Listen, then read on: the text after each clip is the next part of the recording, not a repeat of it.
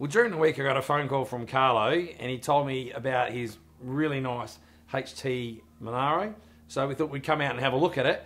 And when we got here, something really unusual. The car's actually in a cocoon. I've never seen a car in a cocoon before. So Karlo, tell us what's in a cocoon. Well, I spent a lot of dollars building the car, and I just wanted to keep it in the most pristine condition throughout its life. So keeping it in a cocoon keeps the dust off of it, keeps the moisture, the humidity.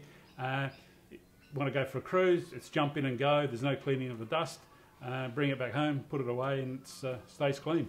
So I see you zip it up, and then there's this PowerPoint here. Yeah. And is that got like a little pump, and it's all like sealed? 2 little fans, one either side. It pumps the cocoon up to maximum pressure, bursts out like a bubble. Yeah. And yeah, sits in there, no dust, no moisture. What a great idea!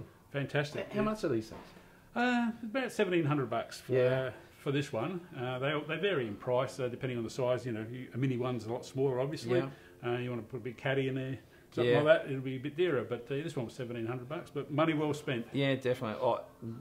I've had a look at this build before we started talking, and it's like very high end, and I'm assuming it's cost a lot of money. So this is like a cheap investment to preserve what you've got. Yeah, in the scheme of things, it was minimal expense.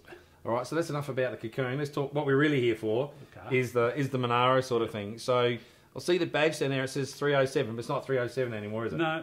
It originally is a GDS 307 2-speed power glide, but now it's got a small block 406 in there, turbo 350, 9-inch rear end.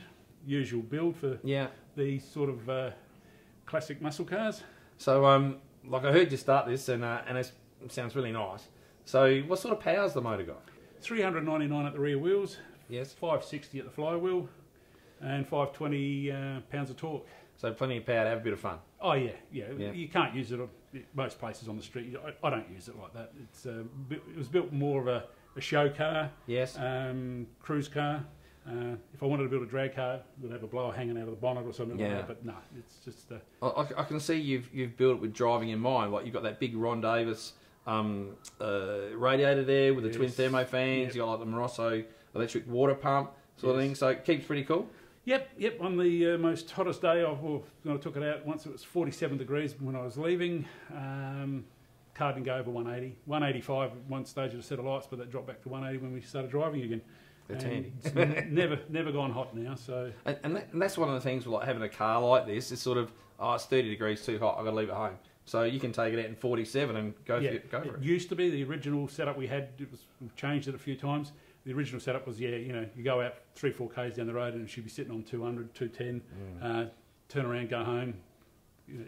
We tried everything and it didn't work until we put the Ron Davis in and the Monaro, and now it works a dream. What colour is it?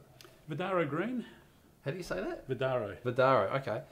And it was originally, that's the original colour? It is, it's original colour, sandalwood interior, original. That was when I wanted the car, decided I wanted to buy the Monaro, it had to be that combination, the green and the sandalwood, until I kept looking until I found it.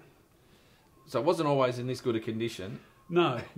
When I bought it, I suppose I bought it with my heart, not my head. Yeah. It was a good 10-footer. It looked good from 10 foot.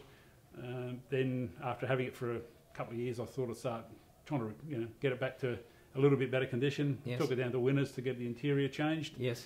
And lo and behold, the back parcel shelf was just totally rusted out. Front dash, same. Yeah. I thought the headaches, here they start. I took it down to Image Classic Cars to see what they suggest about repairing the thing. And, it was basically stripped down to bare shell and start from scratch. It was just riddled with rust. It was bogged to the hill. But hey, it's live and learn. Yeah, and I'm sure we've all done that. I just want to tidy that up, and then it just panned out. Pandora's box. It just opened up. It's happened to me too, mate. So you're not the only one.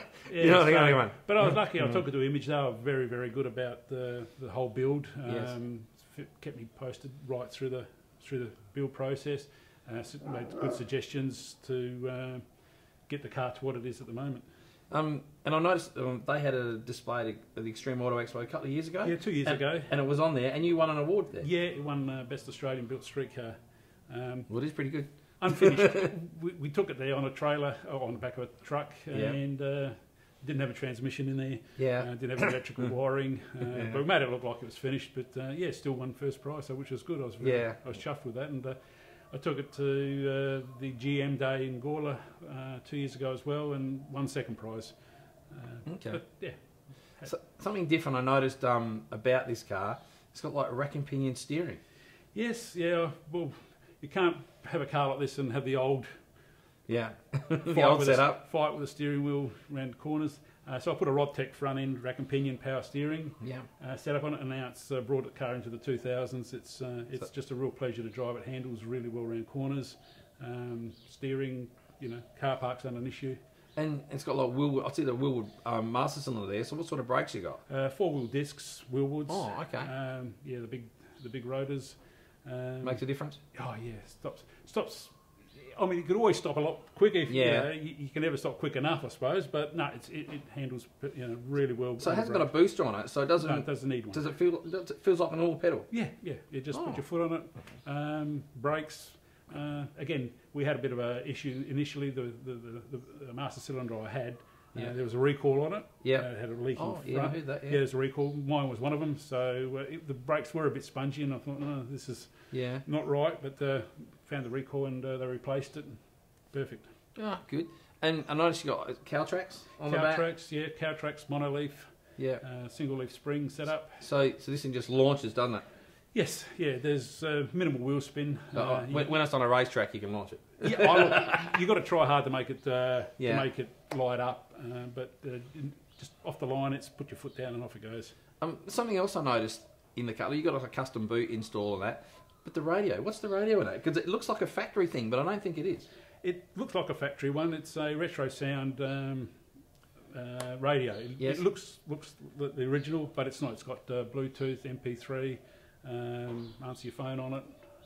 So it's a modern touch, but it still looks like old school. Modern touch, but old school look. Yeah. Oh, good. And then it is an Adelaide car, so you have to have centre lines, don't you? Of course. So what size are the centre lines?